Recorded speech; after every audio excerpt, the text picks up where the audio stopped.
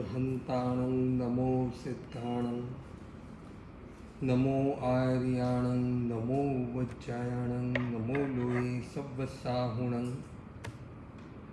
पंच परमेष्टि ने नमस्कार हो जो शुद्ध ज्ञान ने नमस्कार हो जो अरहन्तो भगवन्त इंद्रमहिता सिद्धास्तसिद्धि स्थिता आचार्यो जिन शासनो नतिकरा पूज्य उपाध्यायका श्री सिद्धांत सुपाठका मुनिवरा रत्नत्रयाराधका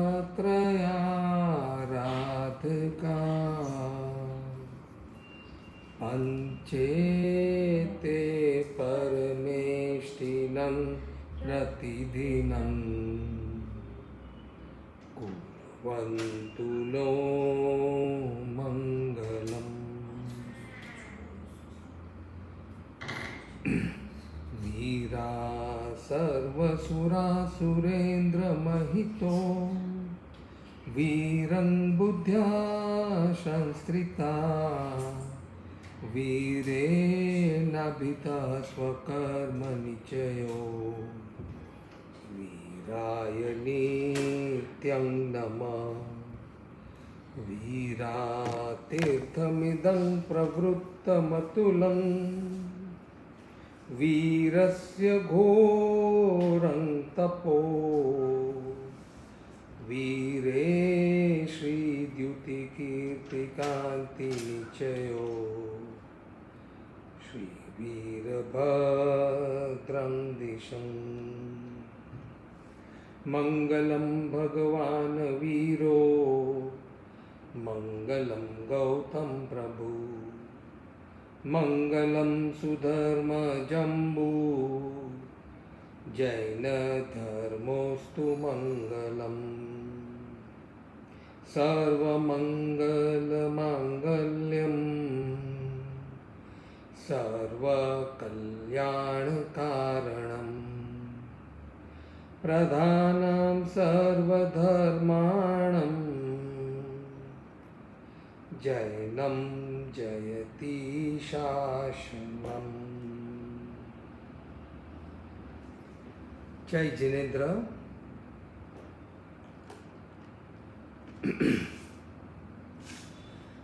लॉकडाउननी आपणी आ स्वाध्यायમાં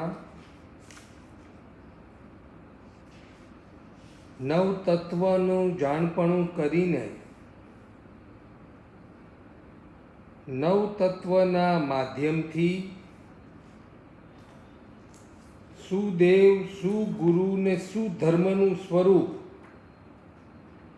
કેવું યથાર્થ હોય છે તેવું જાણીને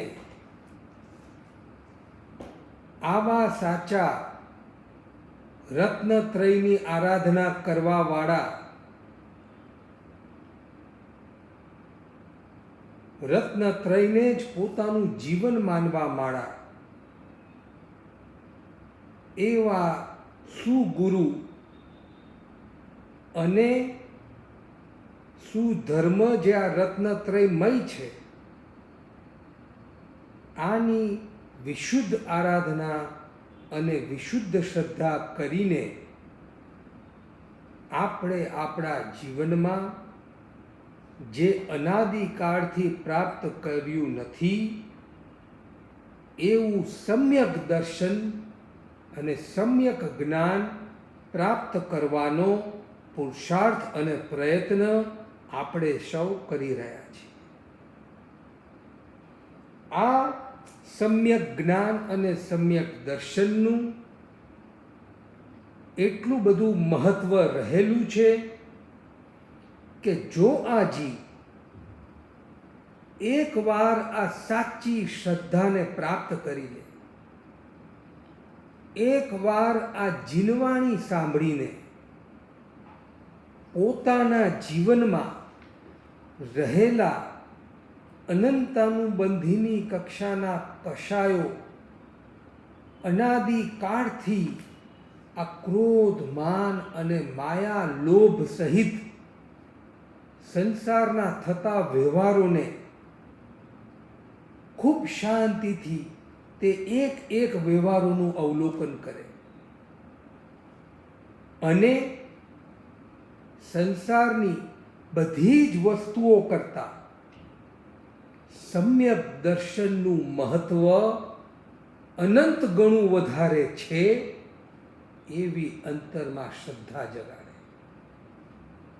આ મનુષ્ય ભવમાં અગર પામવા જેવું જો કંઈ હોય તો તે સમ્યક દર્શન અને સમ્યક જ્ઞાન રહેલું છે. આવી શ્રદ્ધા અનાદિકાળથી આપણને થઈ જ નથી. મનુષ્ય ભવનું મહત્વ, વાસ્તવિક મહત્વ શું રહેલું છે એનાથી પ્રાય આપણે અજાણ જ રહ્યા છીએ. જે વાતાવરણ, જે સમાજ, જે સંયોગો અને જે પરિવારની વચ્ચે આપણે રહીએ છીએ અને તે વાતાવરણ, સંયોગો, વ્યક્તિઓ અને પરિવારો જે વસ્તુ સાચી માને છે, આપણે પણ ઓગ સંજ્ઞાથી તેને જ સાચું માનવા લાગ્યા છે. આ સંસાર કેમ વધારવો, કેમ ભોગવવો અને કેમ એને સુરક્ષિત રાખવાના પ્રયત્ન કરવા, આને જ જીવનનું લક્ષ્ય બનાવવા વાળા આપણે હવે સાચી શ્રદ્ધા કરવી છે કે આત્માને કેમ વધારવો, કેમ પવિત્ર બનાવવો અને કેમ સુરક્ષિત કરવો. આનું એકમાત્ર ઉપાય રત્નત્રયની આરાધના, એટલે કે સમ્યક જ્ઞાન, સમ્યક દર્શન અને સમ્યક ચારિત્ર્યની આરાધના. આ સમ્યક જ્ઞાન, દર્શન અને ચારિત્ર્યની આરાધના કેવી રીતે થઈ શકે? રોજ સવારથી ઉઠીને આપણા રોજિંદા જીવનમાં, રોજિંદા રૂટીનમાં ઓતપ્રોત થઈને સંસારના કામો કરવામાં એટલા બધા આપણે તલ્લીન થઈ જઈએ છીએ કે એવું અનેક વાર બનતું હશે કે સવારના કદાચ વિચાર આવ્યો હોય કે મારે રત્નત્રયની આરાધના અને જાગૃતિ રાખવી છે, પરંતુ એટલા કામમાં ઓતપ્રોત બની જઈએ છે સંસારના કાર્યોમાં કે પ્રાય કરીને તે વસ્તુઓ અને તે સિદ્ધાંતો આપણને યાદ રહેતા નથી. આવું બને છે કે તો શું આપણે અનંત કાળે આ મનુષ્ય ભવ પામીને અને એમાં પણ સાચા ધર્મનો શ્રવણ થવાનો અવસર પામીને હવે શું તે સાચા ધર્મ ઉપર શ્રદ્ધા નહીં કરીએ? આવી ભૂલ તો હવે આપણે કોઈ બી સંજોગોમાં કરવી જ નથી. અનંત કાળે આ સાચો ધર્મ સાંભળો અને થોડોક તો સાચો લાગ્યો હશે ઘણાને, અને ઘણાને ખરેખર ખૂબ જ આદરવા યોગ્ય અને સાવ સાચો લાગ્યો છે. 10% સાચો લાગ્યો હોય, 25%, 50%, 75% કે 90%, 99% પણ જો સાચો લાગ્યો હોય અને 1% પણ શંકા હોય તો આપણે ફેલ છીએ. આ કોઈ યુનિવર્સિટીની પરીક્ષા નથી જેમાં 35% માર્ક આવે તો પાસ. અહીંયા તો ગણિતનો દાખલો છે, કાં તો 100 માંથી 100 એક જ દાખલો 100 માર્કનો છે. આ તો એક જ દાખલો 100 માર્કનો, અને એ પેપર આપણે લખવાનું.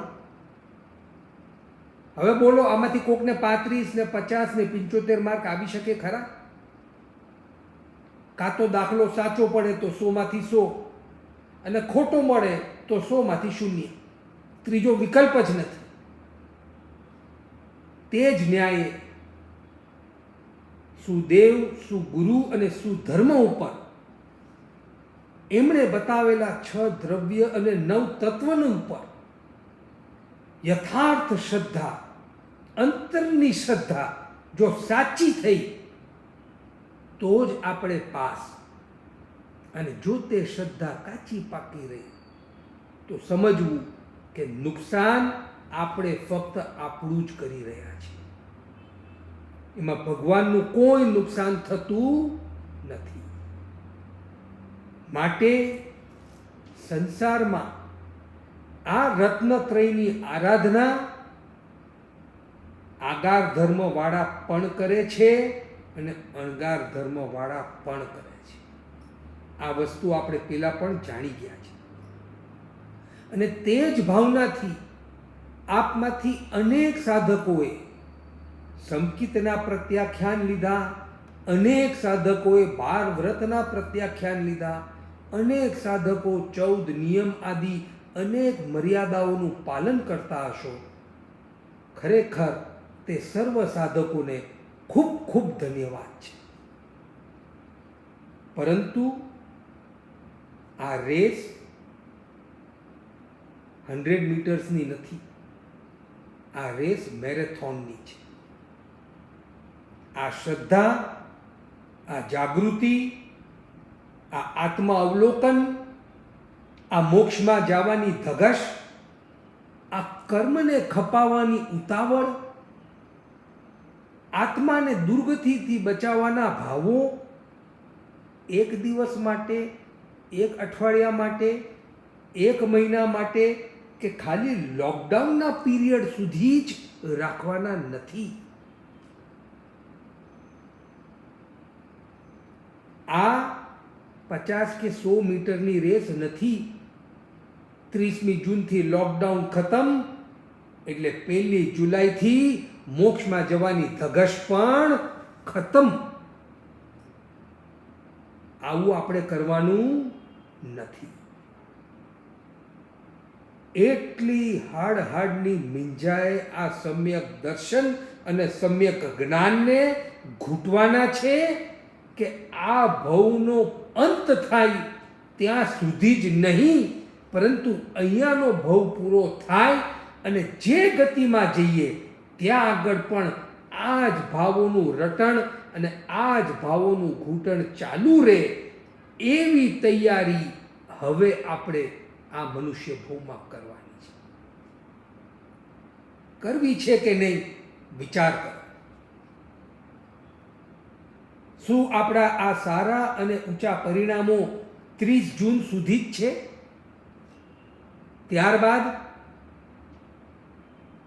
ગુજરાતીમાં એક બહુ જ સારી કહાવત છે. જેમ ભગવાન આપણા શેઠ કહેવાય, તો ગુજરાતીમાં કહાવત છે કે શેઠની શિખામણ ઝાપા સુધી. કેટલી સારી સારી શિખામણ શેઠે આપી હોય, જેવો ઝાપાથી બહાર નીકળે એટલે બધી શિખામણ ભૂલી જાય. એમ આપણા ભગવાન રૂપી શેઠની શિખામણ ક્યાં સુધી? કે 30 જૂન સુધી. બહુ તો 15 જુલાઈ પછી તો બસ. એનાથી આગળ બહુ ડિફિકલ્ટ છે. પરંતુ આપણે એવું કરવાનું મને નથી લાગતું અહીંયા આગળ કોઈના પણ એવા ભાવ હોય કે આપણે તો 15 દિવસ કે મહિના માટે જ હવે સારા ભાવમાં રહેવું છે, ત્યારબાદ તો એકવાર બધું નોર્મલ થઈ જાય એટલે અમે પણ નોર્મલ થઈ જશું. એવા જ કશાય, એવા જ વિષય, એવા જ આરંભ અને એવા જ પરિગ્રહની આસક્તિ. અત્યારના તો દેશમાં લોકડાઉન ચાલે છે એટલે અમે પણ અમારી ઈચ્છાઓ અને વિષય કશાયોનું થોડુંક લોકડાઉન કર્યું છે. જેવું ઓનું લોકડાઉન ખુલશે એટલે અમારું પણ વિષય કશાયનું લોકડાઉન અનલોક થશે. નહીં, હવે એવી ભૂલ કરવી નથી. જો એવી ભૂલ ન જ કરવી હોય તો ચાલો આજે આપણે ફરી એકવાર આગાર ધર્મના પ્રવચન સારોદ્ધાર આદિ થોકડાઓમાં ભગવતી સૂત્ર આદિ અન્ય સ્થાનો આગમના અનેક સ્થાનોમાં બીજી દ્રષ્ટિએ શ્રાવક એટલે કે અણગાર ધર્મના ને સુરક્ષિત રાખવા માટે કયા કયા ઉપાયો કરી શકાય એનું આજે અવલોકન કરીએ. આપણે સૌએ 32 આગમનું સંક્ષિપ્તમાં અવલોકન કર્યું અને મને ચોક્કસ શ્રદ્ધા છે કે આપમાંથી અનેકોને ભગવાન મહાવીર સ્વામી માટે અમને એમણે બતાવેલો આ જીનવાણી માટે અંતરથી આદર, બહુમાન, સમર્પણ અને શ્રદ્ધા જેટલી હતી એનાથી પણ અનેક ગણી વધારે થઈ ગઈ હશે. શું એક એક આગમમાં ભાવો બતાવ્યા છે. બોલો, ભગવાન પ્રત્યે આદર અને બહુમાન વધ્યું કે નહીં? કેવા આપણા ભગવાન, શું એમના અંગસૂત્ર, શું એમના ઉપાંગ, શું ભગવાન તો ભગવાન, પરંતુ શું ભગવાનના એક એક ગણધર અને ભગવાનના એક એક આચાર્ય. શું ભદ્રબાહુ સ્વામી ને શું એક એક આચાર્ય ભગવંતો, સ્વયંભવ આચાર્ય કહો, કાલિક આચાર્ય કહો, એક એક આચાર્ય જે 10 પૂર્વથી 14 પૂર્વના જ્ઞાની એવા આચાર્ય ભગવંતોએ જેમ કહેવાય ને કે દૂધમાંથી માખણ કાઢી કાઢીને આપણને રેડીમેડ પીરસી દીધું. દશવય કાલિક સૂત્ર ને ઉત્તરાધીન સૂત્ર ને એક એક ઉપાન સૂત્ર વાંચીએ અને આપણો અહોભાવ જીનવાણી પ્રત્યે દિન પ્રતિદિન વધતો જાય. આવી સુંદર જીનવાણી, આવું સુંદર એક એક જગ્યાએ જ્યાં એક બાજુ અહિંસા, અપરિગ્રહ અને અનેકાંત વાયા, એક એક આગમ વાંચીએ અને નિશ્ચય અને વ્યવહારનું એકદમ યોગ્ય સમતુલન આપણને આગમના ભાવોમાં દેખાય. એક એક અંગસૂત્ર વાંચો, એમાં કેવા નિશ્ચયના ભાવો અને એનો ખુલાસો કરતા ઉપાંગ વાંચો એટલે એના વ્યવહારના ભાવો અને એ બંનેનું સમન્વય જે 32 આગમમાં છે, આવું સમન્વય અન્ય કોઈ ગ્રંથોમાં જોવા મળશે નહીં. ગમે તેટલા વિદ્વાન આચાર્યોના ગ્રંથો હોય, પરંતુ તે ગ્રંથ આગમો પાસે આગમો સાથે એની તુલના થઈ શકે નહીં, નહીં ને નહીં. આવા ભાવ અંતરમાં વિકસાવવાના છે. આગમનું સ્થાન આ લલાટને છે અને ગ્રંથ ભલે નાક છે. નાક ગમે તેટલું ઊંચું હોય, લલાટથી ઊંચું ન થઈ શકે.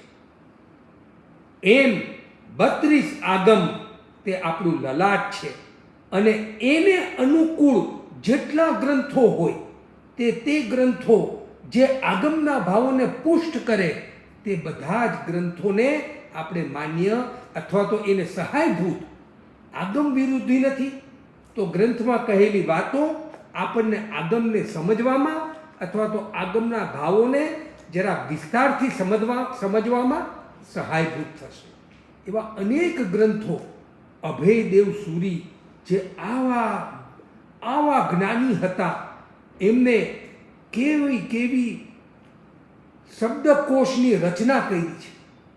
આટલા જાડા જાડા શબ્દકોશ, આગમના એક એક પાઠના અનેક અર્થ, તે બધા જ અર્થોનું સંકલન કર્યું છે. અમે તો નાના નાના હતા ત્યારે અમારા પિતાજીએ તે આખા એક ગ્રંથોનું સંકલન કર્યું છે. એની ટીકા જ્યારે વાંચી ત્યારે તે અભયદેવ સૂરીજીએ જે પોતાની વિનમ્રતા દેખાડી છે કે મારી શું ઓકાત છે કે હું આગમના આ ભાવોના અર્થ કરું.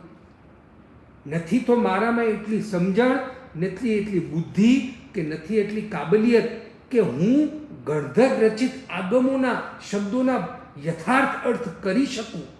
પરંતુ હું એક નાનકડો પ્રયત્ન કરું છું અને તે પ્રયત્નમાં જો મારાથી કંઈ પણ સ્ખલના થઈ ગઈ હોય, કોઈ પણ ભગવાનના આગમના અર્થોની ગહનતાને દેખાડવામાં ક્ષતિ રહી ગઈ હોય તો હે ભગવાન મને ક્ષમા કરજો. આવા ઊંચા ભાવોથી આવા વિદ્વાન આચાર્યોએ પણ પોતાની રચનાઓ કરી છે. માટે આગમોનું શું મહત્વ રહેલું છે એ આવા અતિ વિદ્વાન આચાર્ય ભગવંતો પણ પોતાની રચનામાં બતાવતા ગયા છે. આવા 32 આગમ એનું આપણે સંક્ષિપ્ત સ્વરૂપ જાણીને હવે ચાલો નિર્ણય કરીએ કે આપણે આપણા આગાર ધર્મને સુરક્ષિત રાખવો છે. ક્યાં સુધી સુરક્ષિત રાખવો છે?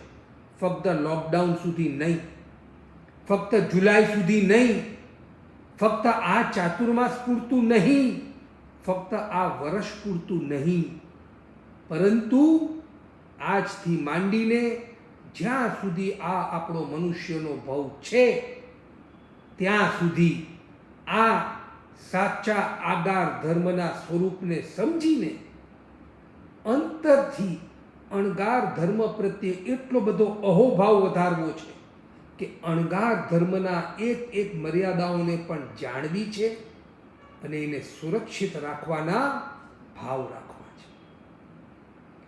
માટે આગમોમાં અનેક જગ્યાએ ઉપાસક દશાંગ સૂત્ર, ભગવતી સૂત્ર, ઔપપાતિક સૂત્ર અને તે ઉપરાંત અનેક ઊંચા ગ્રંથો જેમ કે પ્રવચન સારોદ્ધાર આદિ એના આધારે આગાર ધર્મને સુરક્ષિત રાખવાની ચાવીઓ બતાવેલી છે. આપણે તે આગાર ધર્મ એટલે કે આપણા શાબક ધર્મને સુરક્ષિત રાખવાની અમુક ચાવીઓનું આજે આપણે વિવરણ જોઈ લઈએ. સૌથી પહેલું, શ્રાવક 9 તત્વ અને 25 ક્રિયાના જાણકાર હોય. જો શ્રાવકપણું સુરક્ષિત રાખવું છે તો આપણી સુરક્ષા 9 તત્વના જાણપણામાં છે. આપણે આ 9 તત્વ પણ કરી ગયા સંક્ષિપ્તમાં અને 25 ક્રિયાના પણ અર્થ સંક્ષિપ્તમાં કરી ગયા છે. પરંતુ આપણે આપણી જાતને પ્રશ્ન પૂછીએ કે હું આ 9 તત્વો ઉપર આખા દિવસમાં, આખા અઠવાડિયામાં, આખા મહિનામાં કે આખા ચાતુર્માસમાં આ 9 તત્વોનું અવલોકન અને એના ઉપર થોડુંક ચિંતન મનન, એના ઉપર અનુપ્રેક્ષા ક્યારે અને કેટલી કરું છું? બીજો પ્રશ્ન, આ 9 તત્વ શું મારો સંપૂર્ણ પરિવાર જાણે છે? મારી સાથે રહેનાર મારા પરિવારજનો, મારા બધા જ નિકટના જેટલા ઓળખીતાઓ, શું તેઓ આ 9 તત્વના જાણકાર છે ખરા? અરે નથી તો બનાવવાના પ્રયત્ન ચાલુ કરો. આજનું જનરેશન બહુ જ સ્માર્ટ અને બહુ જ ઇન્ટેલિજન્ટ છે. જો આપણે એને સીધું કહેશું કે દીકરા કંદમૂળ છોડ, દીકરા સામાયિક શીખ, પ્રતિક્રમણ કર, જો આવું બધું આપણે કે કરશું તો એ કહેશે શા માટે? For what? સામાયિક કરવાનો લાભ જ અમને ખબર નથી. સામાયિક કરવાથી શું થાય છે એ જ અમે જાણતા નથી અને તમે અમને કહો છો કે સામાયિક કર. ઓફકોર્સ એમણે શીખવી જ જોઈએ. માટે for all those kids who are below 15-16 એમને સામાયિક શીખડાવો, પ્રતિક્રમણ શીખડાવો. પરંતુ જે થોડા નવયુવાનો થઈ ગયા છે આપણે એમને નવતત્વ શીખડાવો. નવતત્વ એના માધ્યમથી આશ્રવ, સંવર અને નિર્જરાનું સ્વરૂપ જેવું એ સમજશે એટલે એને લોજિકલી મન થશે કે આ આશ્રવોને સામાયિક રૂપી સંવરથી અટકાવી શકાય અને સામાયિકમાં કરતા વાંચન જે સ્વાધ્યાય રૂપી તપ છે એનાથી જો મારા કર્મોની નિર્જરા થાય તો વાહ, આ સામાયિક હવે એમને સમજાઈ ગયું કે સામાયિકમાં આટલો બધો લાભ રહેલો છે. માટે let us explain them logically. નવતત્વ જાણો અને એના માધ્યમથી સામાયિકનો લાભ, સામાયિકમાં થતા જે ભાવો છે એને સમજીને એને ધર્મમાં જોવો. આવા આગાર ધર્મને આપણે સુરક્ષિત રાખવાના પ્રયત્ન કરવાના છે. આ તબક્કે હું એક નાનકડી વાત જરૂર કરવા માંગીશ. આપણા જ આ લોકડાઉન દરમિયાન થતા વાંચણી અને સ્વાધ્યાયમાં એક ખૂબ જ મહત્વના શ્રાવક હવે આજે આપણી સાથે નથી. તેમનું નામ છે શ્રી અરુણભાઈ મહેતા. રોઝી બ્લુ એટલે કે ડાયમંડના બહુ જ પ્રતિષ્ઠિત અને આદરણીય વેપારી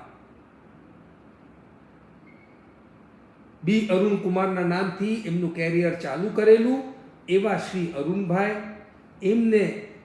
એમની સાથે અમારો ધાર્મિક પરિચય દરિયાપુરી સંપ્રદાયના ટ્રસ્ટી, વાલકેશ્વર સંઘના ચેરમેન, અનેક સંસ્થાઓ સાથે જોડાયેલા અને એમની સાથે છેલ્લા થોડા વર્ષથી જે સંપર્કમાં આવીને ખબર પડી કે રાઇટ ફ્રોમ સ્ક્રેચ જેમણે આટલી ટોચ પર પહોંચેલા આવા પ્રતિષ્ઠિત, અતિ સંપન્ન અને મેઢીભૂત કહી શકે આખા સમાજ માટે એવું વ્યક્તિત્વ અંતરથી કેવું નિર્લિપ્ત અને કેવા અલ્પકશાયી હતા.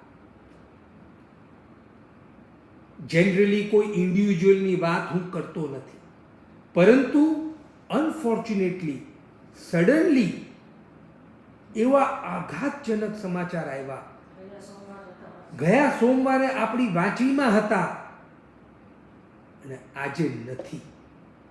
આનાથી મોટી ક્ષણભંગુરતા આ મનુષ્ય ભવની આપણી સામે બીજી શું હોઈ શકે? અને કેવી ઉચ્ચ કક્ષાના, કેવા નિર્લિપ્ત, દ્રઢધર્મી, પ્રિયધર્મી અને એમના માતા પિતાનું નામ આજે સુશીલાબેન રમણીકલાલ મહેતા જે ધર્મનું ખરેખર આધારસ્તંભ હતા. અને રમણીકભાઈ, મેં તો એમને પણ જોયા છે. સુશીલાબેન સાથે પણ મેં અનેક કાર્યો કર્યા છે અને ત્યારબાદ અરુણભાઈ સાથે અનેક ધાર્મિક કાર્યો અને અનુષ્ઠાનો કરવાનું મને સદભાગ્ય પ્રાપ્ત થયું.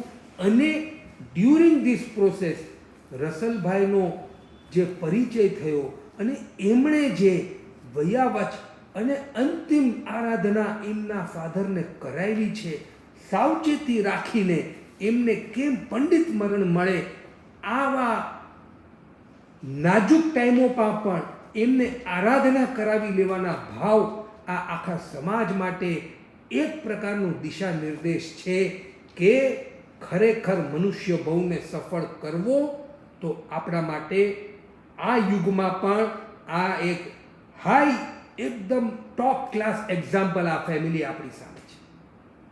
માટે આવા ઉચ્ચ કક્ષાના શ્રાવક આજે આપણી સમક્ષ રહ્યા નથી. ખરેખર આખા સમાજને, આખા જૈન સમાજને આની ખોટ રહેવાની અને આવા કક્ષાના શ્રાવકો માટે પ્રાય એવી પરંપરા રહે છે જે આપણે સૌ પણ રાખવી કે જ્યારે જ્યારે જેને મોકો મળે 2 લોગસનો કાવસો કરીને આપણે આપણી શ્રદ્ધાને ઓર દ્રઢ કરવાના ભાવ કરો.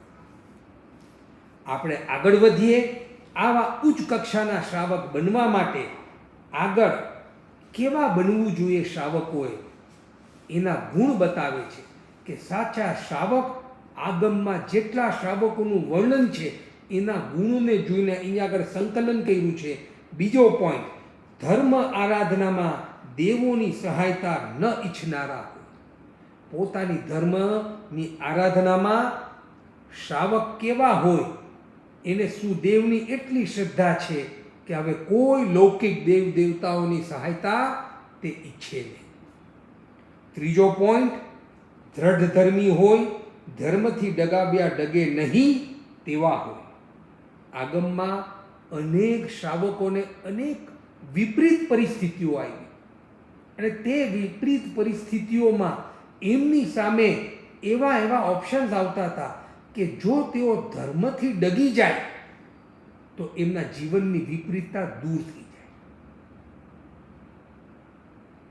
કામદેવ શ્રાવક કહો, અર્ણક શ્રાવક કહો, એવા અનેક શ્રાવકો આવ્યા કે જેમની પાસે ઓપ્શન હતા કે તમે તમારા ધર્મથી જો ડગી જાઓ તો તમારા જીવનની વિપરીતતા દૂર થઈ જાય. તે શ્રાવકો શ્રદ્ધામાં દ્રઢ રહ્યા. ભલે જેટલી પણ વિપરીતતા આવી અમે તેને સંભાવથી સહન કરશું, પરંતુ અમારી શ્રદ્ધા અમે જવા દેશું નહીં. આવી સુંદર દ્રઢતા રાખી છે. માટે ત્રીજો પોઈન્ટ છે કે શ્રાવકોએ આગાર ધર્મમાં પણ કેવા રહેવું જોઈએ, તો કે દ્રઢ ધર્મ. ચોથો પોઈન્ટ છે જૈન ધર્મમાં શંકા પંખા રહિત રહેવું. કોઈ પણ જાતની શંકા ન લાગે. જેટલું સમજાય તેટલું સમજવાના પ્રયત્ન કરવા. ઘણીવાર ઘણી વસ્તુ ન પણ સમજાય તો એને શ્રદ્ધાથી માનવું, પરંતુ શંકા કરવી નહીં. સર્વજ્ઞોએ બતાવેલો આ માર્ગ મારી પામર બુદ્ધિ જેટલું સમજી શકે એટલું સમજીને આચરણ કરે, ન સમજાય તો શ્રદ્ધાથી આચરણ કરે. આને અંધશ્રદ્ધા સમજવી નહીં. ત્યારબાદ પાંચમો પોઈન્ટ છે સૂત્ર અને અર્થના જ્ઞાનને ગ્રહણ કરનાર હોય. શ્રાવકની અંતરની ભાવના હોવી જોઈએ. આપણે શા માટે આ 32 આગમનું સંક્ષિપ્ત સ્વરૂપ જાણી ગયા? કારણ કે હવે આપણે આપણા જીવનનું લક્ષ્ય બનાવવાનું છે સૂત્ર અને અર્થના જ્ઞાનને ગ્રહણ કરવું.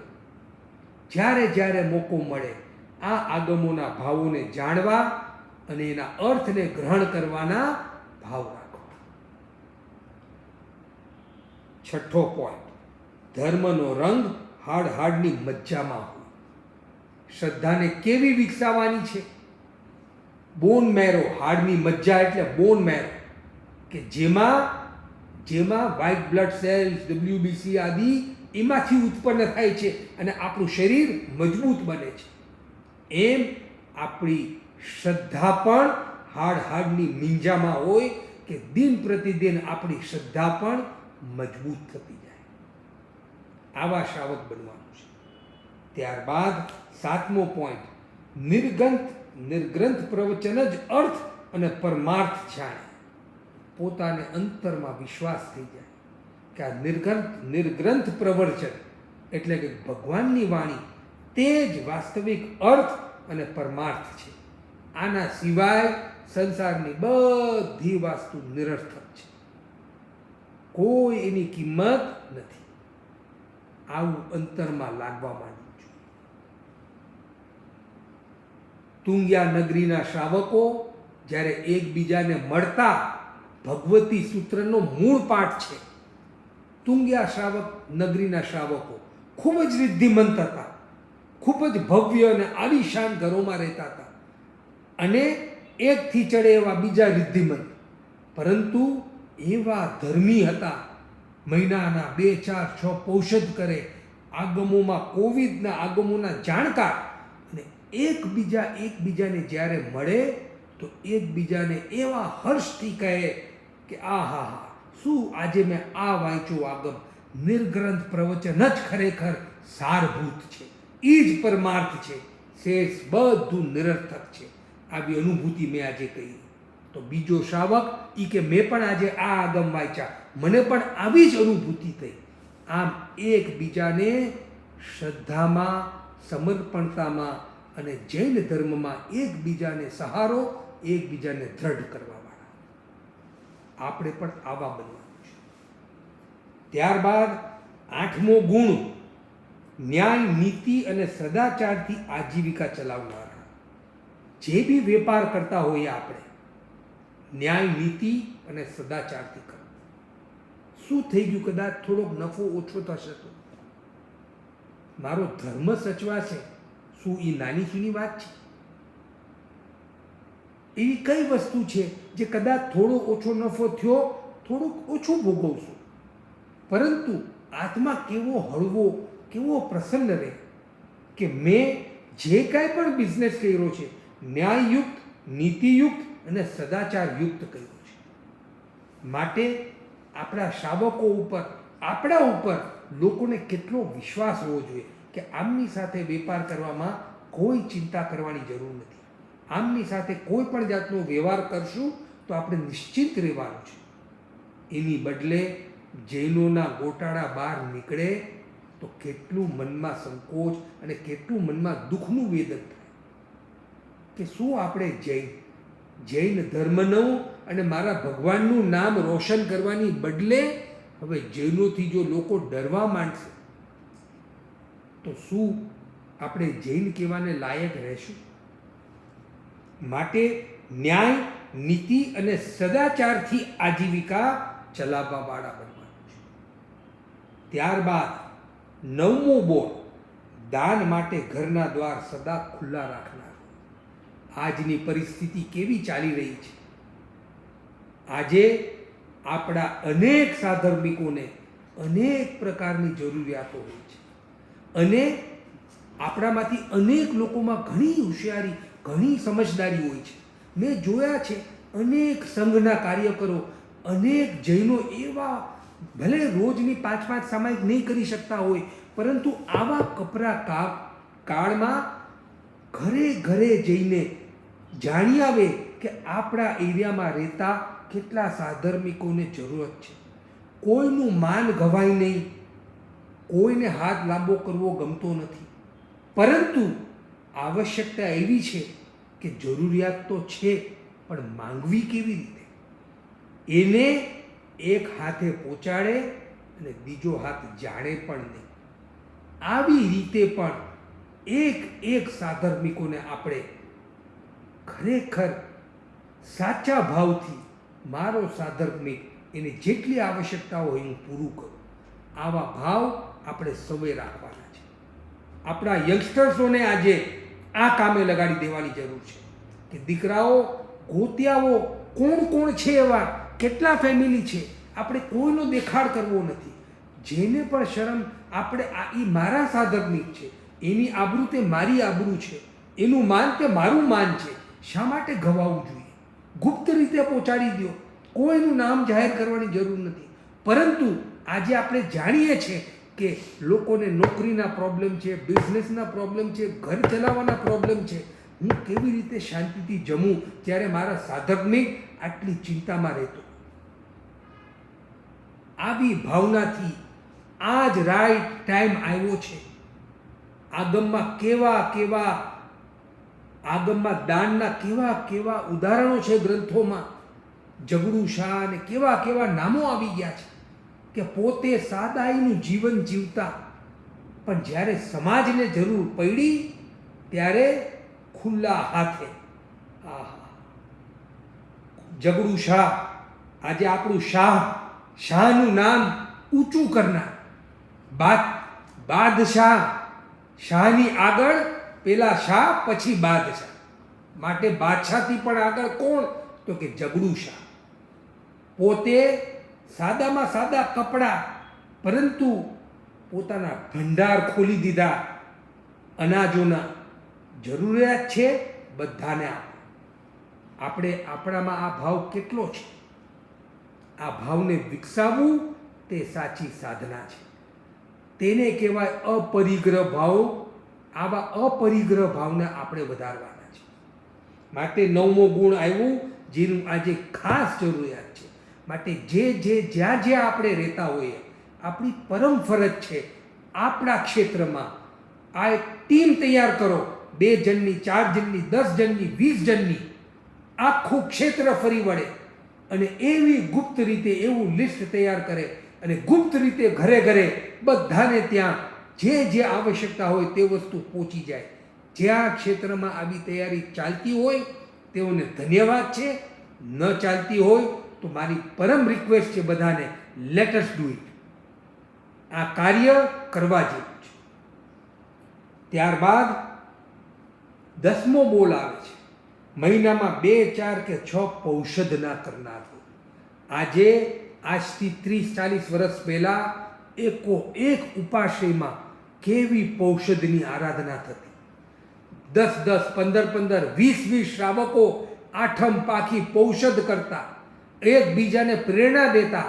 અમે નાના હતા ત્યારે અમને ખબર છે, અમે માટુંગા રહેતા. આહા, પિતાજીનો આઠમ પાખીના પૌષધ મમ્મી પપ્પાના ચોક્કસ હોય અને અમે ઉપાશ્રય જઈએ એટલે 15-20 ભાઈઓ અને 30-40 બહેનો પૌષધ નિયમિત કરતા જ હોય અને એકબીજાને પ્રેરક હોય. એકાદ પૌષધ કોઈનો છૂટી ગયો હોય તો પારણું કરીને બીજા 10 જણા એની ખબર અંતર લે, આ વખતે કેમ પૌષધમાં ન દેખાણા. આમ એકબીજાને પ્રેરણા દેવાવાળા આજે ઉપાશ્રયમાં પૌષધ કરવાવાળા કેટલા મળે છે. માટે ચાલો ફરીથી આ પ્રથા ચાલુ કરો. મહિનાના 2, 4 કે 6 પૌષધ કરવાવાળા શ્રાવકો એક ઉપાશ્રયમાં આનું લિસ્ટ બનાવવું જોઈએ કે કોણ પૌષધ કરી શકે. નાનાથી લઈને મોટા, પૌષધ તે સાધુપણાનું એક સેમ્પલ છે. એક દિવસ તો જીવી જુઓ કે સાધુપણું કેવું હોય. એવો મજા આવશે, એટલી શાંતિનો અનુભવ થશે અને આત્મા એવો અંતરથી હળવો બની જશે કે જેની તુલના થઈ શકે. માટે મહિનામાં અનેક પૌષધ કરવાના ભાવ રાખે.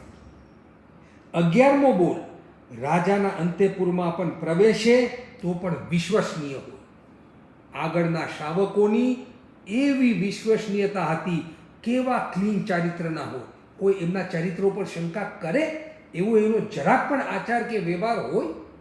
રાજાના અંતઃપુરમાં કોઈને જવાની છૂટ ન હોય, પરંતુ શ્રાવકને છૂટ હોય. આવી છાપ આપણા પૂર્વજોએ આપણી ઊભી કરી છે. હવે આપણી જવાબદારી છે કે આ છાપને યથાવત સાચવીને રાખી. આજે જૈનો ચરિત્રમાં શંકાશીલ થાય તો શું આપણે જૈન કુળને અને જૈન ધર્મને ન્યાય કરીએ છીએ? આ પ્રશ્ન ઉઠાવવાનો છે. જેમ જેમ ધન વધ્યું છે તેમ તેમ ધર્મ અને ધર્મની સમજણ વધી છે કે ઘટી છે, આનો જવાબ આપણે આપણી જાતને દેવાનો છે. આપણે એક બાજુ તો ગર્વથી કહી શકીએ કે બતાડો એક પણ ભિખારી જૈન હોય તો. Okay, very good. આપણી પુણ્યવાણી બહુ જ સારી છે જૈનોની કે મજૂર કહો કે ભિખારી કહો, જૈન નહીં દેખાય તમને. પરંતુ આ પુણ્યવાણીથી 25 વર્ષ પહેલાં આપણી સમૃદ્ધિ હતી. 90% જૈનોની સમૃદ્ધિ આજે એના કરતાં અનેક ગુણી વધી છે, નો ડાઉટ. 25 વર્ષ પહેલાં આપણા ઘરમાં જેવો ધર્મ હતો, શું આજે એમાં વૃદ્ધિ થયો છે? તે ધર્મ વૃદ્ધિ પામ્યો છે? ગોતો આનો જવાબ. ઘરમાં ધન વધ્યું, સમૃદ્ધિ વધી અને જે શાંતિ અને આનંદનો અનુભવ થાય છે, એની બદલે મારા ઘરમાં ધર્મનો ધાંગો નથી રહ્યો, એનું ખેદ કેટલું છે? વિચાર કરો. જેને પૂછે, હા અમારા દાદા દાદી કંદમૂળ નહોતા ખાતા, હા અમારા દાદી એ તો બહુ સામાયિક વગેરે કરતા. પૂછો આજે, કન્સેન્સસ કાઢશું ને તો ખબર પડશે. હા અમારા દાદા દાદી કરતા. અને આપણે શા માટે તે વારસાને, દાદા દાદી જે ધન ને જે વૈભવ મૂકીને ગયા એને તો આપણે વિકસાવ્યો, પરંતુ ધર્મરૂપી સાચું સમજણ અને સાચો વૈભવ મૂકીને ગયા એને વિકસાવતા ચૂકી ગયા.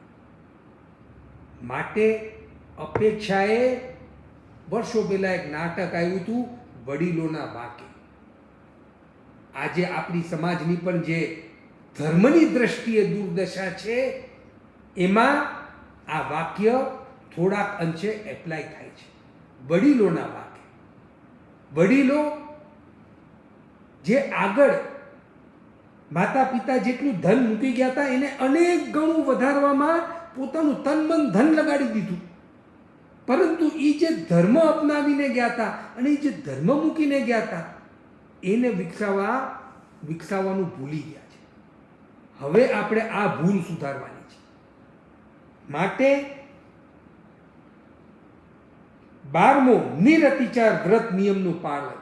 વ્રત નિયમના સ્વરૂપને સમજીને નિરતિચાર, કોઈ પણ દોષ લાગ્યા વગર આ વ્રત નિયમ મારી સુરક્ષા માટે છે એવું સમજીને કોઈ પણ દોષ લગાડ્યા વગર નિરતિચાર વ્રત નિયમોનું પાલન કરવાવાળા શ્રાવકો. 13મો બોલ છે પ્રાસુક અને એશનિક આહાર આદિ ઓરાવનારા. આજે એક પેઢી હતી જેને રસોડામાં પ્રાસુક અને એશનિક આહાર આદિ કેવી રીતે રાખાય આનું જાણપણું હતું. આજે કેટલા ઘરમાં આ જાણપણું છે?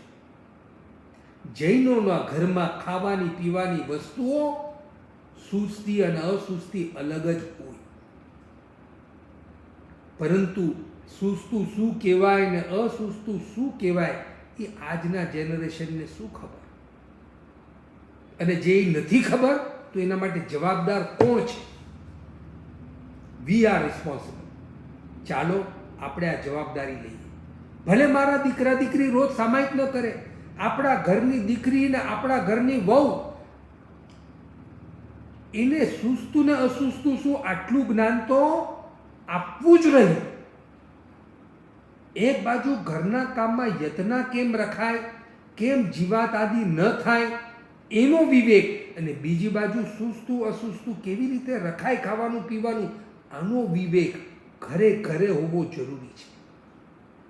આપણું 12મું વ્રત, ક્યારે આપણને 12મા વ્રતનો લાભ મળે? સુખ વિપાક સૂત્ર જ્યારે આપણે વાંચશું ને, સુબાહુ કુમાર આદિ અનેક 10 અધ્યયનના અધિકાર આવે છે. આ બધા સુબાહુ કુમાર આદિ જે શ્રાવકો થઈ ગયા, જે સાધકો થઈ ગયા, એને પોતાને ધર્મ અને રિદ્ધિ શા થકી મળી? સુસ્તા નિર્દોષ આહાર પાણી ઓરાવાથી. અહો ભાવથી તથા રૂપના અણગારને સુસ્તા નિર્દોષ આહાર પાણી ઓરાયું, અને એવા શુભ કર્મ અને એટલા અશુભ કર્મની નિર્જરા અને એવા શુભ કર્મ ઉપાર્જન કર્યા કે આગળ ધોમ સાહેબીના ઘર મળ્યા અને સુલભતાથી સાચો ધર્મ મળ્યો, અને સાધના કરીને અનેક તો મોક્ષમાં વયા ગયા, અનેક ઊંચા દેવલોકમાં છે જે જ્યાંથી ફરીથી મનુષ્ય થઈને કોઈ 2 ભવમાં, કોઈ 3 ભવમાં અને મેક્સિમમ 15 ભવે મોક્ષમાં વયા જશે. પરંતુ આવું ક્યારે શક્ય થાય? જ્યારે આપણા ઘરે સુસ્તા નિર્દોષ આહાર પાણી ઓરાવાની વ્યવસ્થા હોય. શા માટે તે વ્યવસ્થા ન હોય?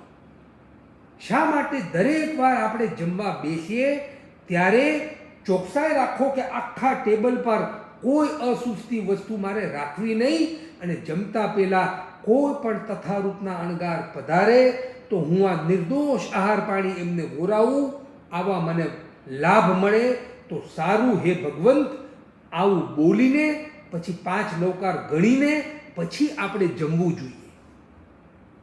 શું આપણામાંથી કેટલા આવું કરીએ છીએ? ક્યાંથી કરીએ? આપણા શરીરનું અંગ બની ગયેલો મોબાઈલ જ આપણાથી છૂટતો નથી. માટે સૌથી પહેલાં તો જમતી વખતે મોબાઈલ થોડોક દૂર રાખો. અરે ના, કેટલા મેસેજ ને કેટલા ફોન આવે, અમારે એટેન્ડ કરવાના હોય, શાંતિથી જમી શકતા પણ નથી. મોબાઈલ આપણી સગવડતા માટે ગોતવામાં ને ઇન્વેન્ટ કરવામાં આવ્યો હતો. એની બદલે હવે આપણી અગવડતાનું મોટામાં મોટું કારણ બની ગયું છે. 15 મિનિટ થાય અને મેસેજ ન જોઈએ, ઓહો, કંઈક ખૂટતું હોય ને એવું લાગે. કોક વાર મોબાઈલ ઘરમાં રહી ગયો હોય ને અને નીચે ઉતરી ગયા હોય ને જરાક 2 મિનિટ આગળ વયા ગયા હોય ને તો એવું લાગે જ્યારે કિડની કે હાર્ટ ઘરમાં રહી ગયું છે. ચાલો દોડો પાછા. How can we go without mobile? આવી દશામાં ક્યાં સુસ્તા નિર્દોષ આહાર પાણીની વાતો કરવી? હું પંતુજી જેવી વાતો કરું છું એવું લાગતું હશે ઘણાને કે આ કેવી કેવી વાતો કરે છે મહેનભાઈ. કંઈ મોડર્ન સમજતા નથી. પરંતુ let us bring this culture back in our house. જમતી વખતે સૂસતું અસૂસતુંનો વિવેક રાખશું. મોબાઈલ દૂર મૂકશું. કોઈ કાચું પાણી આપણા ટેબલ પર નહીં, કોઈ કાચા ફ્રૂટ આપણા ટેબલ પર નહીં. અને ઘરની વ્યવસ્થા કે ખાખરા, સૂકો નાસ્તો, થેપલા અથવા તો જે સૂસતી વસ્તુઓ હોરાવી શકાય એ એવા અલગ કબાટમાં, એવા અલગ ખાનામાં રાખવી કે કદાચ રખે નહીં ને આપણા ઘરે કોઈ સાધુ પધારી જાય તો મને કંઈક ને કંઈક સાચો લાભ તો મળી જ જાય. બેનોએ વિવેક રાખવો. જમવાનો લગભગ 11-11:30 થઈ ગયા છે તો જે વસ્તુ ફ્રીજમાંથી કાઢવાની હોય પોતે પોતાની રીતે વિવેક રાખીને બહાર મૂકી દે. ક્યાંય પાણી બાજવા ન જોઈએ. દૂધ ફ્રીજમાંથી રાખો અને બહાર પાણી બાજી જાય એવા તપેલીમાંથી દૂધ પણ સાધ્વી લઈ શકે નહીં. માટે આ બહુ જ મહત્વનો છે કે પ્રાસુક અને એશનિક આહાર આદિ બોરાવાવાળા આપણો પરિવાર હોવો જોઈએ. માટે ટ્રેનિંગ આપો. આપણી દીકરીઓ, આપણી વહુ, આપણા ઘરમાં કામ કરતા નોકર કે આપણા ઘરમાં કામ કરતા મહારાજને, અનેક ઘરોમાં મેં જોયું છે મહારાજમાં પણ એ વિવેક હોય છે.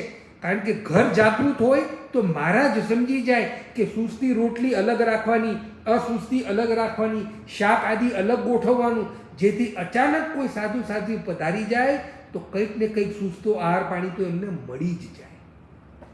ચાતુર્માસના દિવસો નજીક છે. આપણા ક્ષેત્રમાં રહેલા અનેક સાધ્વી આપણા ઘરે ગોચરીએ આવી શકે, પરંતુ શું એમને લાભ મળશે? આ મારા ઘરનો દરવાજો જેવો છે ને કે દરવાજો ખોલું ને તો લાઈટ થાય. કારણ કે આપણે અતિ મોડર્ન થઈ ગયા છે. દરવાજો ખોલો એની મેળે લાઈટ થઈ જાય. ઘર સૂસતું કે અસૂસતું? હું તો ચેલેન્જ આપીને કહું છું કે 50%થી વધારે લોકોને તો એ જ નહીં ખબર હોય કે સૂસતું એટલે શું અને અસૂસતું એટલે શું. બોલો, આ છે કે નહીં પ્રોબ્લેમ? બોલાવીને પૂછો આપણા પરિવારજનને આ સ્વાધ્યાય પતે એટલે કે બેટા બોલ, સૂસતું એટલે શું અને અસૂસતું એટલે શું કંઈ ખબર છે? તો કે નહીં, અમને તો ભાવતું શું ન ભાવતું શું એ ખબર છે. ખાવાના વિષયમાં આપણને ખબર શું છે? તો કે આ ભાવે ના ન ભાવે. સૂસતું ને અસૂસતું આવું તો પહેલી વાર સાહેબ. લેટ અસ એજ્યુકેટ ધેમ. ચાતુર્માસ નજીક આવી રહ્યું છે. હવે તો મહિનોય બાકી નથી. 4 જુલાઈથી ચાતુર્માસ બેસે છે. કદાચ ત્યાર પછી તો આપણી સ્વાધ્યાય બી બંધ થઈ જાય કદાચ. પરંતુ આપણો પરિવાર સૂસતું અસૂસતુંનો બરાબર જાણકાર રહે. જમવાનો ટાઈમ થાય, મહેરબાની કરીને બધાએ ફોન 1 કલાક દૂર મૂકી દેવા.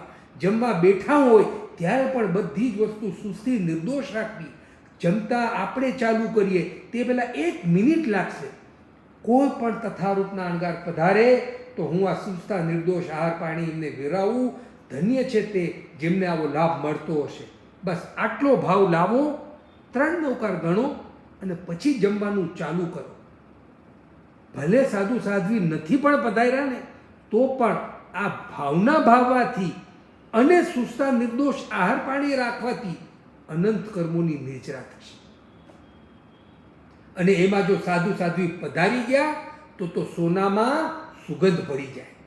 એમને સૂસતા નિર્દોષ આહાર પાણી બોરાવીને ફરી પાછળ કોઈ નવી હિંસા નહીં કરવાની કે શાક ઘટશે કે દાળ ઘટશે કે રોટલી ઘટશે તો ચાલો નવી કરી નાખીએ. નહીં, આજે હું 2 રોટલી ઓછી ખાઈશ. મારા ભાગની રોટલી મારા ગુરુ ભગવંતના પાત્રામાં ગઈ છે અને માટે જ કરોડો રૂપિયાનું દાન આપો ને, અને કરોડો સોનામોર બાટો ગરીબોમાં, એનાથી પણ ઊંચો લાભ આ 2 રોટલી સૂઝતી ઓરાવી ને એનો છે. કારણ કે તે રોટલી નથી ઓરાવી, આપણે આપણા જીવનનું અંશ ઓરાવ્યું છે. આ ખોરાક તે આપણા જીવનનું અંશ છે, એ મારું જીવન છે. હું 4 રોટલી ખાઉં છું અને જીવિત રહું છું. આજે મેં તે 4ની બદલે 2 રોટલી ખાધી અને 2 મારા ગુરુ ભગવંતને ઓરાવી. કોઈ પાછળ નવો આરંભ કર્યો નહીં. મેં એમને 2 રોટલી નથી ઓરાવી, તે 2 રોટલી રૂપી મારા જીવનનો અંશ આપ્યો છે. કારણ કે એમના જીવનને હું ખૂબ જ ઊંચું, ખૂબ જ પવિત્ર અને ખૂબ જ આદરવા યોગ્ય માનું છું. માટે મેં અહોભાવથી એમને મારા જીવનનો અંશ આપ્યો છે અને આનંદ અને શાંતિનો અનુભવ કર્યો છે. આવા ભાવથી આપણે વોરાવાનું છે. આ છે સાચો વોરાવાની રીત. માટે આ ગુણ પ્રાસુક અને એશનિક આહાર આદિ વોરાવો તે આપણી ફરજ છે. I hope I have made myself very clear. Next છે પોતાની શક્તિ અનુસાર ધર્મ પ્રભાવના કરનાર. જ્યાં જ્યાં જેટલી ધર્મ પ્રભાવના કરી શકે આપણે કરવી. કોકવાર આપણા ફ્રેન્ડને જોડવા, કોકવાર આપણા પરિવારને, આપણા સગાવાલાઓને, એમની સાથે બીજા ગપ્પા તો ઘણીવાર માંડ્યા. ચાલો ને આજે થોડીક ધર્મની ચર્ચા કરીએ. એમ કરીને સાચા ધર્મની પ્રભાવના કરવી. ત્યારબાદ 15મો બોલ, અલ્પ ઈચ્છાવંત હોય, ઈચ્છાને ઘટાડે અને નિયંત્રિત કરે. જો ખરેખર આપણે આપણા કશાયોને શાંત પાડવા હોય ને તો એનું અમોઘ ઈલાજ છે ઈચ્છાઓને કંટ્રોલમાં કરી. જેટલી ઈચ્છા ઓછી એટલું પોતાના જીવનમાં નિયંત્રણ વધારે. જેને માટે જ એક સુંદર વિદ્વાને કહ્યું છે, જેને કાંઈ જોતું નથી એના જેવો કોઈ સુખી નથી. આ ખરેખર વિચારવા જેવું વાક્ય છે. જેને કાંઈ જોતું નથી એના જેવું કોઈ સુખી નથી. તો આપણે પણ આ ગાઢ ધર્મમાં આવીને સુખી થવાનું છે, અને સુખી થવાનો માર્ગ અલ્પ ઈચ્છાવંત બનવું છે. ત્યારબાદ અલ્પ આરંભી, અર્થદંડમાં આરંભ ઘટાડવા વાળો હોય. વગર જરૂરના તો ખોટી હિંસા કરે જ નહીં, અને ધંધામાં, ઘરના કામમાં પણ જો હિંસા આદિના કાર્યો કરવા પડે તો એમાં અલ્પ આરંભથી કેમ હું આ કાર્ય કરું આવી જાગૃતિ રાખવા વાળો. ત્યારબાદ રોજ 3 મનોરથનું નિત્ય ચિંતન કરનાર. આરંભ પરિગ્રહ, ક્યારે તજવું, ક્યારે ઘટાડવું, અને ક્યારે થવું વ્રતધાર, હું ક્યારે દીક્ષા લઉં, અને અંત સમય આલોયણા કરું સંથારો સાર. અંત સમયે આલોયણા કરીને બધું જ 9 કોટીએ ત્યાગીને સંથારો કરી. આ 3 મનોરથ ચિંતવવાનું છે. 18મો ગુણ, ચતુર્વિધ સંઘના ગુણ કીર્તન કરનાર. સુંદર, જેટલા ગુણિયલ, કેટલા શ્રાવકો પ્રતિક્રમણ ઉભયકાર કરતા હોય તો એમની પ્રશંસા કરો. બોલો, આપણને ખબર છે આપણા ક્ષેત્રમાં કેટલા શ્રાવકો પ્રતિક્રમણ કરે છે? તો કે ના, આપણને ખબર જ નથી કેટલા કરે છે. હવે ગોતો કોણ કરે છે ને એમના ગુણ કીર્તન કરો, ધન્યવાદ આપો એમને, પ્રોપાગેટ કરો એને. ચતુર્વિધ સંઘના ગુણ કીર્તન, કોઈ તપમાં આગળ, કોઈ જ્ઞાનમાં આગળ, કોઈ ક્રિયામાં આગળ, કોઈ સમજણમાં આગળ, કોઈ સેવામાં આગળ. એટલી બધી સંઘની સેવા કરે. સાધુ સાધ્વી આવ્યા હોય ને એમને ગોચરીના ઘર બતાવવા જાય, એમનું બરાબર કોઈ બીમાર પડ્યું હોય તો ડૉક્ટર પાસે જાય. બિચારા સામાયિક ઓછી કરતા હોય પણ આવું અનેક કામ કરીને સંઘની એક પ્રકારની જવાબદારી સંભાળતા હોય. આપણે પણ તે કામ કરી શકીએ. જરૂરત નથી કે આપણે બધા જ અતિ જ્ઞાની બની જઈએ કે રોજની 10 કે 5 સામાયિક કરીએ, પરંતુ હું ચતુર્વિધ સંઘની કંઈક તો યોગદાન આપીશ. સાધુ સાધ્વીને ડૉક્ટર પાસે લઈ જવા હશે, મને કહેજો, હું 5 ડૉક્ટરને ઓળખું છું, ડૉક્ટરોને હું કંઈ પણ રાખીશ.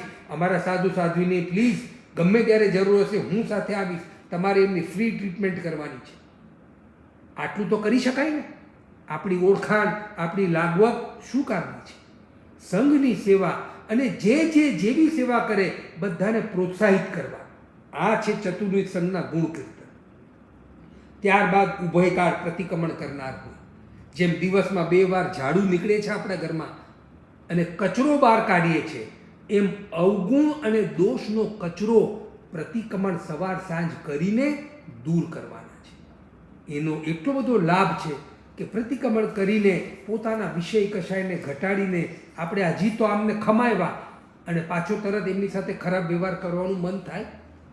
હજી તો પ્રતિક્રમણ કરીને ખમાવ્યા હોય બધાને અને પાછો તરત એની સાથે આપણે ખરાબ વ્યવહાર કરીએ ખરા. માટે પ્રતિક્રમણનો આટલો બધો લાભ રહેલો છે.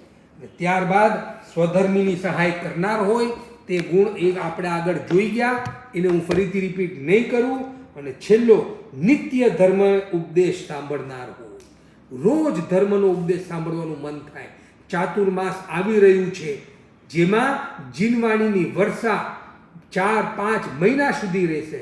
કદાચ હમણાં લોકડાઉન છે પરંતુ આપણે આપણું વાંચન ચાલુ રાખવું અને રોજ જીનવાણીના નવા વાક્યો, જીનવાણીના નવા જ્ઞાન લેવાના ભાવ રાખવા. આવા સુંદર ગુણોને આપણે આપણા જીવનમાં લાવીને આપણી શ્રદ્ધાને ફક્ત 30 જૂન સુધી નહીં, 15 જુલાઈ સુધી નહીં, ચાતુર્માસ સુધી નહીં, 2-5 વર્ષ નહીં, જીવીએ ત્યાં સુધી. કારણ કે જ્ઞાન અને શ્રદ્ધા ઈ ભવિક અને પરભવિક છે. આગમમાં બતાવ્યું છે. આપણી સાથે આ શરીર પણ નહીં આવે, આપણો વૈભવ નહીં આવે, આપણો પરિવાર નહીં આવે, પરંતુ આપણી શ્રદ્ધા ને આપણું જ્ઞાન આવશે.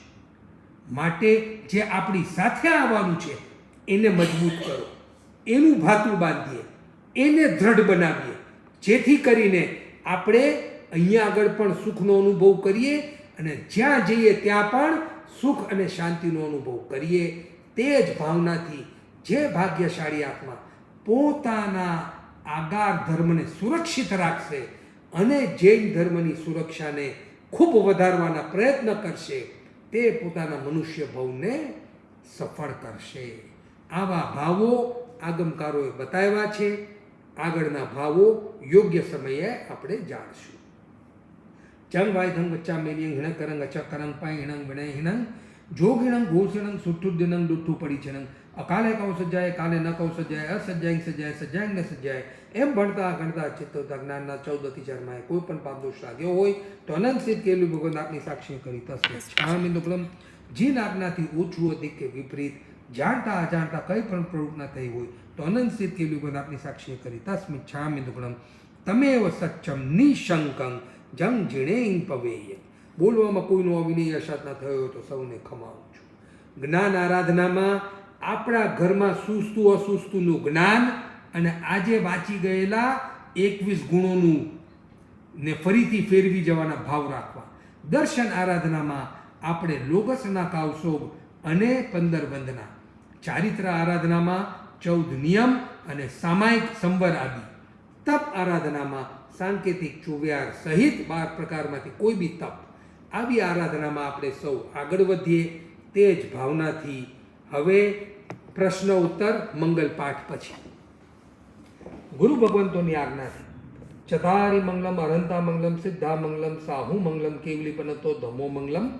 ચતારી લુગદમા અરહંતા લુગદમા સિદ્ધા લુગદમા સાહુ લુગદમા કેવલી પનતો ધમો લુગદમા. ચતારી શરણં ભોજામી અરહંતા શરણં ભોજામી સિદ્ધા શરણં ભોજામી સાહુ શરણં ભોજામી કેવલી પનતો ધમો શરણં ભોજામી. એ 4 શરણા 4 મંગલિક 4 ઉત્તમ કરે જે ભવસાગરમાં ન ડૂબે તે. સકળ કર્મનો આનંદ મોક્ષ શરણા સુખ લેનંદ. ભાવ ધરીને જે ગુણ ગાય તે જીવ તરી મોક્ષે જાય. સંસારમાં એ શરણાચાર અવશરણ નહીં કોઈ. જે નર નારી આદરે અક્ષય અવિચળ પદ હોય. બોલો મહાવીર સ્વામી ભગવાન કી જય. જય જિનેન્દ્ર. ઉત્તરાધ્યાય સૂત્રની વાત કરી હતી. આ તબક્કે હું ફરી બધાને યાદ કરાવું છું. ફ્રાઈડે સુધીમાં પ્લીઝ નક્કી કરી રાખજો. કાં તો આખું ઉત્તરાધ્યાય સૂત્ર, કાં તો અડધું, અને કાં તો મેં એક બીજો પણ આઈડિયા વિચાર્યો છે. હું લગભગ 10 થી 15 અધ્યયનના નંબર આપણા વોટ્સઅપ ગ્રુપમાં મૂકી દઈશ. એટલા તો અચૂક વાંચવા માટે આ 3 ઓપ્શન છે. કાં તો હું અમુક અધ્યયન મૂકી દઈશ તે, કાં તો અડધું, અને કાં તો આખું ઉત્તરાધ્યાય. પરંતુ દિવાળી પહેલાં આટલું તો આપણે આગળ વધીએ એવા ભાવ સૌ રાખજો. જય જિનેન્દ્ર. હવે પ્રશ્નોત્તર. ઓકે. જય જિનેન્દ્ર, રેડમી નોટ 4ને અનમ્યુટ કર્યું છે.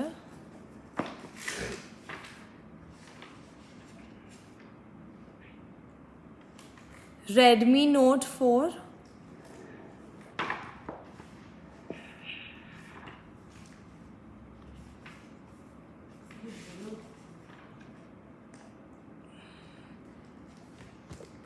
રેડમી નોટ 4 બોલો.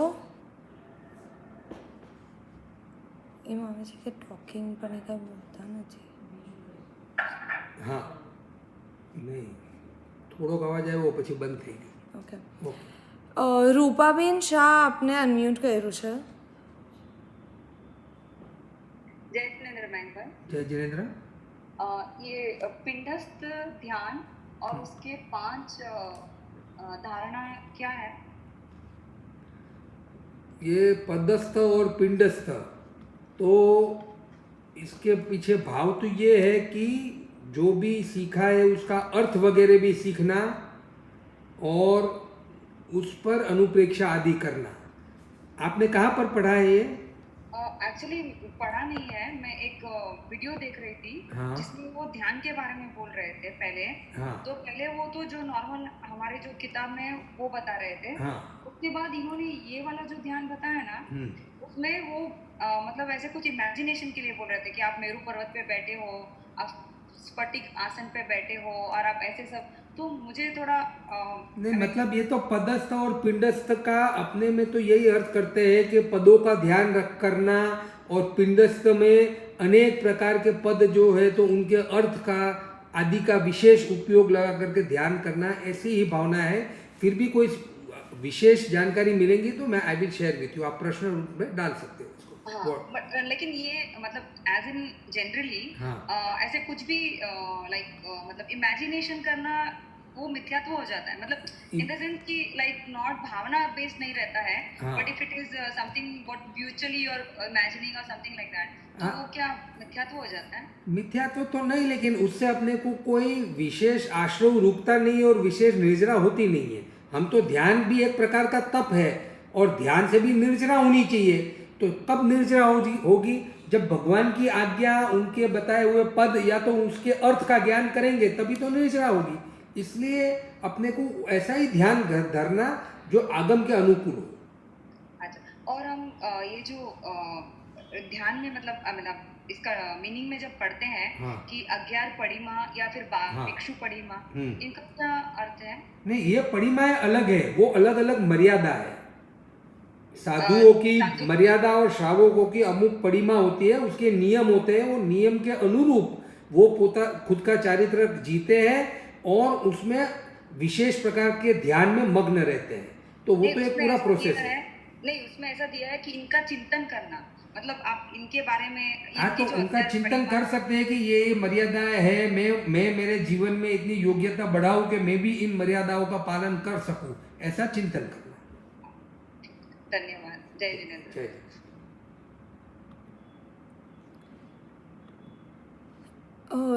રેડમી VVTT ને અનમ્યુટ કર્યું છે.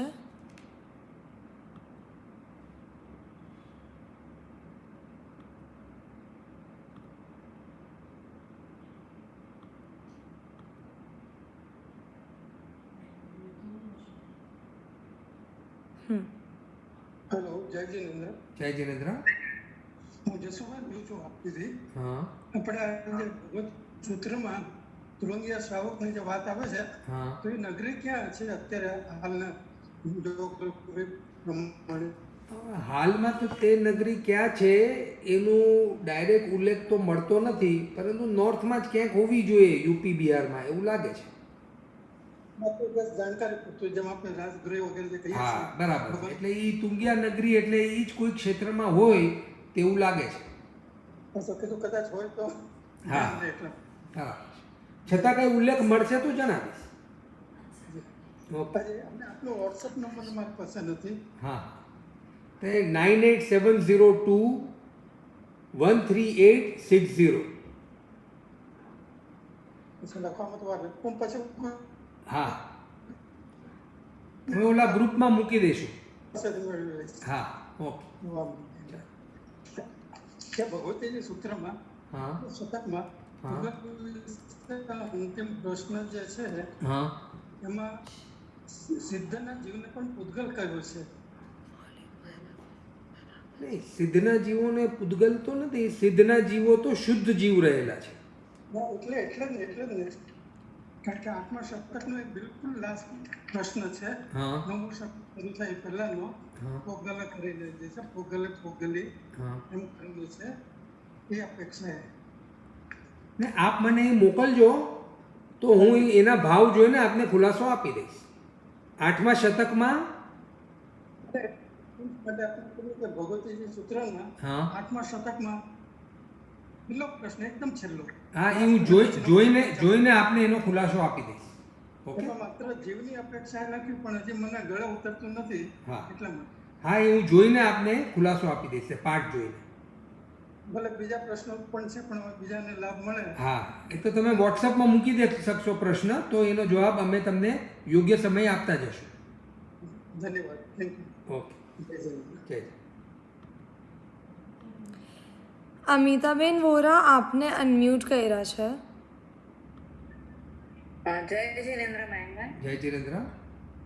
આ ઉત્તરાધ્યાન સૂત્ર વાંચ્યું છું તો એમાં જે નમીર રહનેમીનો અધ્યયન છે તો એમાં એ નહીં સમજાયું કે નેમિનાથ ભગવાન લગ્ન માટે જાય છે હા અને પછી એમણે બધા પ્રાણીઓના અવાજ ને એ બધું સાંભળ્યું ને એ પાછા વળી ગયા. તો ત્યાં જ એમણે લોજ કરીને ત્યાં જ દીક્ષા લીધી કે પાછા આવીને મથુરા નગર પછી ત્યારે દીક્ષા લીધી? હા, પ્રાય તો પાછા આવીને પછી દીક્ષા લીધી હોય તેવી સંભાવના છે. અચ્છા, તો એમને તો દીક્ષા લીધી તો એવું પણ કમ્પલસરી છે ને 1 વર્ષ પહેલા એ લોકો વર્ષીદાન કરે? હા, એટલે એ આખી વિધિ થઈ ગઈ હોય તેમ જ સમજવાનું.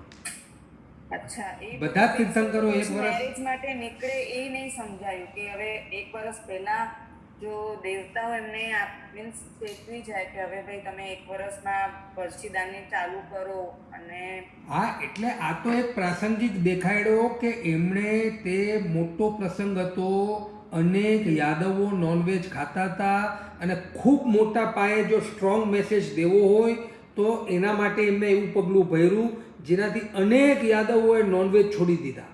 માટે એ ઉપમા દેવા માટે એમનો આ પ્રસંગ બતાવ્યો છે. બાકી તીર્થંકરની જે વિધિ હોય કે લોકાંતિક દેવ આવે એમને ચેતવે, એ 1 વર્ષનું વર્ષીદાન દે, તે બધું થયું જ હોય, એમાં કોઈ ફરક ન પડે. અચ્છા, ઓકે સમજાય. Thank you. જય જીનેન્દ્ર. થોડા રિટન ક્વેશ્ચન્સ છે. સૂઝતું અને અસૂઝતું શું કહેવાય તે સમજાવશો? વેલ, એવું છે કે જેટલી પણ સચેત વસ્તુ હોય, જેમ કે સચેત પાણી, કોઈ ફ્રૂટ, બદામ અથવા તો કાચા વેજીટેબલ્સ, કાચી વસ્તુઓ, આ બધું અસૂઝતું કહેવાય. એટલે કે એ વસ્તુઓ સાધુ સાધ્વીને આપણે વોરાવી શકાય નહીં, અને વોરાવી શકાય તેવી સૂઝતી આઈટમને ટચ થઈને પણ જો આવી આઈટમો પડી હોય તો એનાથી પણ બધું જ અસૂઝતું થઈ જાય.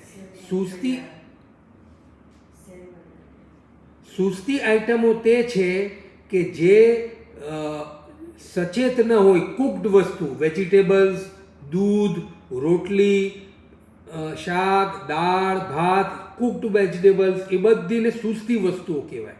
આ તો થઈ ખાવા પીવાની સૂઝતી અસૂઝતી વસ્તુ, જેમ કે ખાખરા. હવે કાચું મીઠું અસૂઝતું કહેવાય કારણ કે તે સચેત હોય. માટે આ બધાનો વિવેક રાખે. હવેજનો ડબ્બો પણ હોય તો એમાં કદાચ એક વસ્તુ પણ સચેત હોય તો એનાથી બધી જ વસ્તુ અસૂઝતી બની જાય. હવે આ તો ખાવા પીવાની મેટર થઈ. તદુપરાંત સેલવાળી ઘડિયાળ, મોબાઈલ અથવા તો સાધુ સાધ્વી આવે ને આપણે લાઇટ ચાલુ બંધ કરીએ તો આનાથી પણ ઘર અસૂઝતું થઈ જાય. આ બધું સૂઝતું અસૂઝતુંમાં આવે છે. આનું વિસ્તૃત વર્ણન જોશે તો જો ક્યાંકથી મળશે તો આપણા વોટ્સએપ ગ્રુપમાં મૂકીને બધાની જાણકારી માટે વી વિલ ટ્રાય. ઓકે. એક કન્ટિન્યુડ ક્વેશ્ચન છે. Is tetra pack of milk સચેત? એ સચેત નથી એઝ લોંગ એઝ બહાર હોય, પરંતુ જો ફ્રીજમાં મૂકેલું હોય અને એની આજુબાજુ પાણી જામી ગયું હોય તો તે સચેત એટલે અસુસ્તું બની જાય. દૂધ તો સચેત નથી થઈ જતું, પરંતુ એની આજુબાજુ જે પાણી જામી જાય છે એને લીધે તે વસ્તુ બોરાવી ન શકાય એવી બની જાય છે. Okay, next question. હમણાં બહુ સાંભળવા મળે છે કે ડિપ્રેશનમાં આવી ગયા, તો એવું કેમ થાય? સુસાઇડ બી કરતા થઈ ગયા છે, તો એ કયા કર્મ ભોગવે તો એવું થાય એ સમજાવશો, તાકી લોકો કરતા વખતે પાછા આવી જાય? માટે આ મોહનીય કર્મની પ્રકૃતિ લાગે છે. મોહનીય કર્મના ઉદયથી ભય, શોક, દુગંછા આદિ અનેક પ્રકારનું શોકની જ આ વિસ્તૃત પ્રકૃતિ કહેવાય જે મોહનીય કર્મ છે. એક બાજુ કષાયની ઉગ્રતા, જે પણ મોહનીય કર્મ, પોતાને કોઈ વસ્તુ જોતી હોય અથવા તો ન પ્રાપ્ત થયા હોય એની જે મનમાં ખેદનો અનુભવ હોય, માટે એક બાજુ કષાય મોહનીય અને નો કષાય મોહનીય આ બેનું કોમ્બિનેશન ડિપ્રેશન હોય તેવું લાગે છે. માટે જેમ જેમ ધર્મની જાણકારી વધારીએ, આપણા જીવનમાં રેગ્યુલરલી જો ધર્મની અનેક અનુષ્ઠાનો ભાવપૂર્વક કરતા રહીએ, જીવનમાં ઈચ્છાઓને થોડી થોડી ઘટાડતા જઈએ અને કર્મના ઉદયના સ્વરૂપને સમજી લઈએ કે આપણી સાથે બનતી બધી નેગેટિવ વસ્તુઓ એમાં ક્યાંક આપણા કર્મના ઉદય જ રહેલા છે, આવી ભાવનાથી જો આપણે આપણા જીવનમાં સંભાવ લાવીએ તો આ ડિપ્રેશન વગેરેથી આપણે દૂર રહી શકીએ. ઓકે, विथ पैकेट में कुछ क्वेश्चन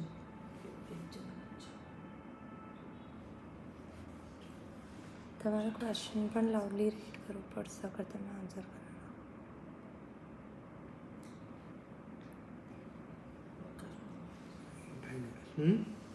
ઓકે, રેડમી VV-TT આપને અનમ્યુટ કર્યા છે. જય જિનેન્દ્ર. એક બીજો નાનો પ્રશ્ન તો સંપૂર્ણ લોગસ ગણવાથી 65,35,000 વગેરે એટલા પલ્યપમનું આયુષ્ય બંધાય છે. આ પ્રકારનું ગણિત વગેરે કઈ જગ્યાએ આપણને ઉલ્લેખ મળી શકે? આ બધી ગ્રંથોની વાતો છે, માટે એને આપણે જે ભાવપૂર્વક જો લોગસ આદિ ગણીએ તો આટલી બધી નિર્જરા અથવા તો આટલું બધું પુણ્ય બંધાય. આ એક પ્રકારનો સાંકેતિક કે જેથી કરીને લોકોને સાચા ભાવથી ધર્મની ક્રિયા કરવામાં વધારે પ્રોત્સાહન મળે, એના લાભને વધારે સમજી શકે, માટે આ બધી ગ્રંથોની વાતો રહેલી છે. અને જે તમારી આત્માની પૂદગલની વાત આવેલી, તે અપેક્ષાએ પૂદગલ તે આત્માનો એક પર્યાયવાચી શબ્દ છે એવી પણ એક ધારણા છે, પરંતુ જે વિશેષ ધારણા હું જોઈ લઈશ તે આગમપાઠ ત્યારે આપને જણાવીશ. ઓકે, મહાવિદ્યા ક્ષેત્રને કઈ વિશેષ જાણકારી કોઈ આગમમાં મળી શકે સામાન્ય કરતા? ને આગમમાં જંબુદ્વીપ આદિમાં વર્ણન તો અઢીદ્વીપનું બી થોડું આવે છે, એટલે આગમોમાં જે બતાવ્યા છે તે મહાવિદેના પ્રાય તો અહીંયાના ચોથા આરા બરાબર કહી દીધું છે. ઋષભદેવ ભગવાનના શાસનકાળ દરમિયાન જેવા ભાવો હતા તેવા જ ભાવો ત્યાં આગળ સદાકાળ છે. એટલે અહીંયા આગળ જે વર્ણન ક્ષુદ્રદેવ ભગવાન વખતનું જેટલું વિસ્તૃત વર્ણન જાણવામાં આવે તેને અનુસંધાન લઈને આપણે મહાવીદેવની અપેક્ષા કરી શકીએ. તે ક્ષેત્રફળ અહીંયાથી ઘણા મોટા છે ત્યાંના. એ તો બધું બરોબર છે. આ તો શું કે ત્યાં અત્યારે શુદ્ધ જૈન ધર્મનું પ્રતિપાદન થઈ રહ્યું છે. અને અત્યારે આ વર્તમાન સંજોગોમાં પંચમકાળમાં જે આપણને વિવિધતાને તકલીફ દેખાય છે એ અપેક્ષાએ જાણવાની અપેક્ષાએ તો ત્યાં આગળ પણ શુદ્ધ તો એવું છે કે અત્યારના તો 20 વિયરમાન તીર્થંકર છે. બીજી વિજયોમાં ત્યાં આગળ પણ બધા જ પ્રકારના સંયતિઓ ઉપલબ્ધ છે. બકુશ, પડીસેવણા બધા શાશ્વતા જ છે. માટે ત્યાં આગળ પણ દોષ લગાવવાવાળા શિથિલ સાધુઓ બધા જ પ્રકારના બધું જ મળે. પરંતુ આપણને તો અહીં આગળ ત્યાં તીર્થંકર છે એટલે એમ લાગે કે ત્યાં બધું સારું જ છે. બાકી મહાવીદેથી આજે મોક્ષમાં જઈ શકાય છે, તો મહાવીદેથી જ આજે સાતમી નારકીમાં જવાવાળા જીવો મોક્ષમાં જવાવાળા જીવો કરતાં અસંખ્યાત ગુણા વધારે છે. માટે આ બધા ભાવોને આપણે સમજવાનું છે. ત્યાં અન્ય ધર્મો પણ હશે જેમ અહીંયા હોય 363 પાખંડીના મતો છે ત્યાં બી. ખાલી ક્લેરિફિકેશન પૂરતું જૈન પંચાંગની અપેક્ષાએ કે જે જૈન પંચાંગ વાસ્તવિક રીતે હોવું જોઈએ હા એ નિર્યન સાયન પદ્ધતિ હોય હા અને અત્યારનું વર્તમાન પંચાંગ જે છે હા એ નિર્યન પદ્ધતિ છે, વૈદિક સિસ્ટમ જે છે. હા એટલે અધિક માસની વાત આવે છે હા એટલે ત્યાં એ વખતે ચાતુર્માસમાં 60 દિવસ ને 50 દિવસ વગેરે જે સંવત્સરીનો જે હા. મતભેદ પડે છે હા ત્યાં આવે છે. બાકી નહીં તો જે આપણે 20મી જૂને આદરા નક્ષત્ર કહીએ છીએ હા એ સાયન પદ્ધતિ પ્રમાણે આવે. અને એવી જ રીતે મકર સંક્રાંતિ પણ જે છે એ 22મી ડિસેમ્બરે આવે. સામાન્ય રીતે વ્યવહારિક 14 જાન્યુઆરી રહે છે. હમ. એટલે આ ગણિત શાસ્ત્રનો વિષય છે. હા. એ અપેક્ષા મૂકવી ઠીક ને છે. જણાવ્યું. Okay all right. બીજું પછી આવશે ને હા હા એક સાથે બધું એના કરતા હા વાંધો હવે છે બીજું કંઈ? પ્રવીણભાઈ વોરાને ઉપવાસના પચકાંડ બીજા કોઈના પ્રશ્ન નથી ને? ના. તો આપી દે કરી દે. પ્રવીણભાઈ વોરા આપને અનમ્યુટ કર્યા છે.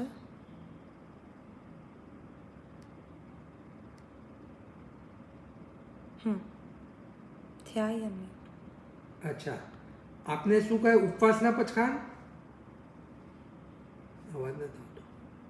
પણ એ નથી બોલતા. તિવિયારા ઉપવાસના પચખાણ કરાવું?